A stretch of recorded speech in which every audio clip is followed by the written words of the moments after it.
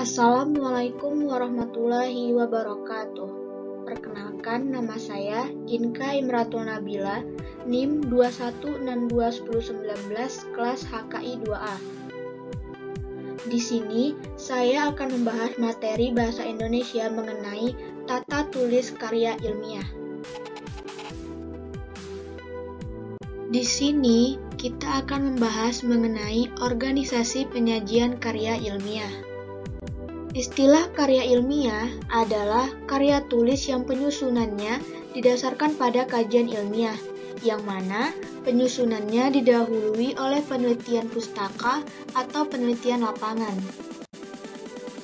Jika dilihat dari panjang pendek uraian serta kedalamannya, karya ilmiah dibedakan atas makalah atau paper dan laporan penelitian, sedangkan skripsi, tesis, dan disertasi termasuk di dalam golongan yang kedua.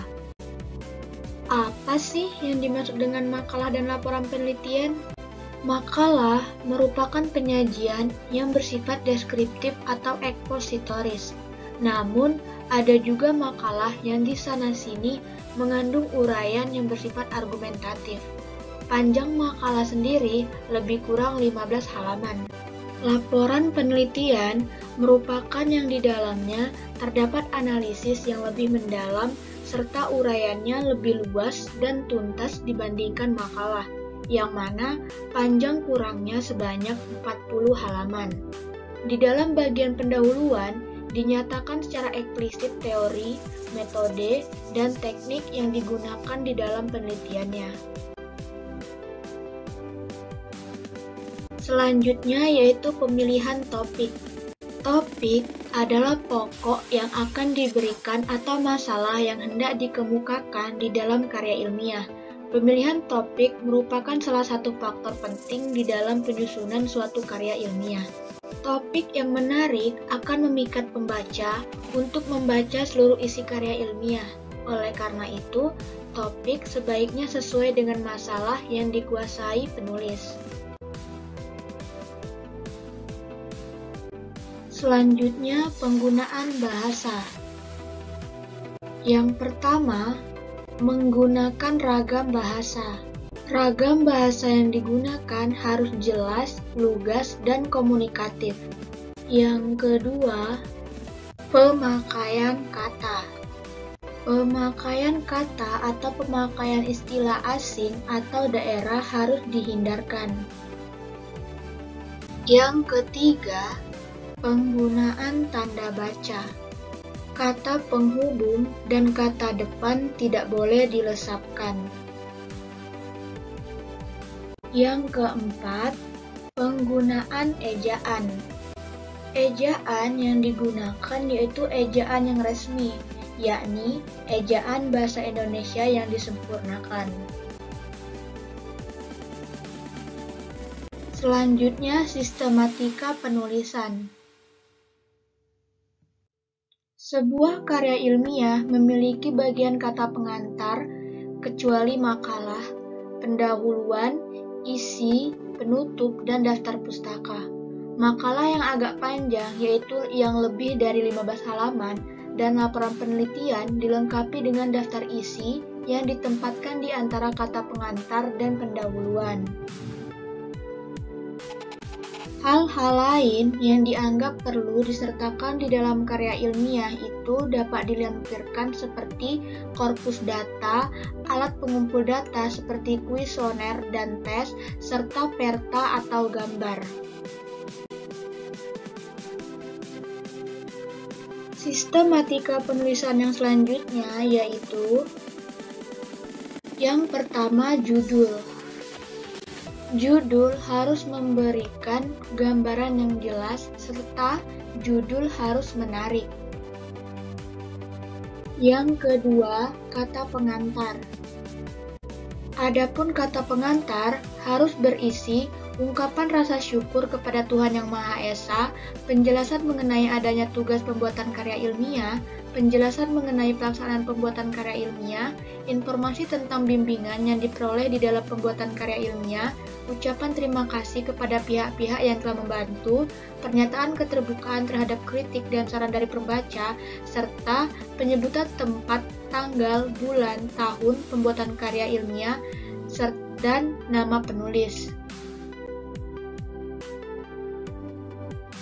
Sistematika penulisan yang selanjutnya yaitu daftar isi.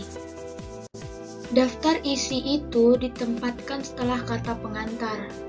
Daftar isi memberikan gambaran menyeluruh tentang isi dan urutan bagian-bagian karya ilmiah. Semua anak bab yang mempunyai nomor dan tajuk perlu dicantumkan di dalam daftar isi, serta derajat penomoran dibatasi sampai 4 angka.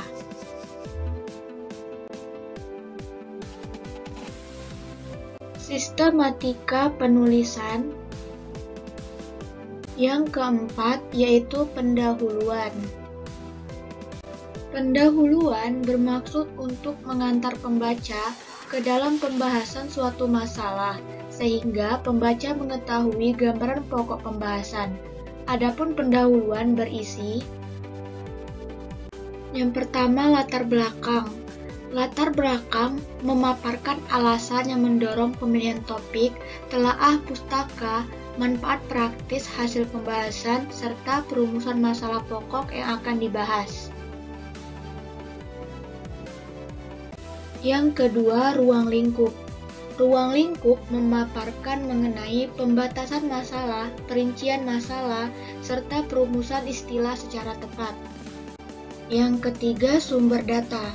Sumber data memaparkan kriteria penentuan jumlah data, kriteria penentuan mutu data, serta kesesuaian data dengan sifat dan tujuan pembahasan. Yang keempat yaitu tujuan pembahasan. Tujuan pembahasan memaparkan upaya pokok yang akan dikerjakan di dalam pemecahan masalah dan garis besar hasil yang hendak dicapai. Yang kelima, sistematika penyajian. Sistematika penyajian memaparkan penjelasan kode data dan urutan hal-hal yang dimuat di dalam karya ilmiah. Dan yang keenam, yaitu metode dan teknik. Metode dan teknik memaparkan metode yang digunakan, misalnya deskriptif, komparatif, atau eksperimental, serta teknik yang digunakan, misalnya wawancara, observasi, kuesioner, atau tes. Sistematika penulisan yang selanjutnya yaitu isi. Uraian bagian isi hendaknya dapat memberikan petunjuk kepada pembaca di dalam memahami setiap langkah dan keseluruhan pembahasan. Di samping itu, bagian ini harus menunjukkan kelengkapan, ketaatasan, keeksplisitan, analisis, dan kesimpulan materi yang dibahas. Adapun bagian isi yaitu: yang pertama, analisis dan interpretasi. Yang kedua, uraian masalah yang dibahas. Yang ketiga, ilustrasi atau contoh-contoh. Dan yang keempat, tabel, bagan, serta gambar. Sistematika penulisan yang selanjutnya yaitu penutup. Bagian penutup berisi kesimpulan dan saran. Yang dikemukakan di dalam kesimpulan ialah pernyataan-pernyataan kesimpulan analisis atau pembahasan yang dilakukan di dalam bab-bab isi. Pernyataan kesimpulan dapat berupa uraian atau berupa butir-butir yang bernomor. Pada bagian akhir ini, dapat dikemukakan saran yang dirasakan perlu untuk disampaikan kepada pembaca berkenaan dengan pembahasan masalah di dalam karya ilmiah tersebut. Yang terakhir yaitu daftar pustaka. Daftar pustaka merupakan daftar buku, majalah, artikel yang terdapat di dalam kumpulan karangan yang digunakan sebagai acuan di dalam pengumpulan data, analisis atau pembahasan, atau penyusunan karya ilmiah. Daftar pustaka merupakan persyaratan suatu karya ilmiah. Penyusunan daftar pustaka sendiri dipergunakan sebagai acuan pembaca yang ingin menemukan sumber acuan yang digunakan penulis. Baiklah, hanya itu yang dapat saya sampaikan. Lebih dan kurang saya minta maaf. Thanks for watching. Semoga bermanfaat. Wassalamualaikum warahmatullahi wabarakatuh.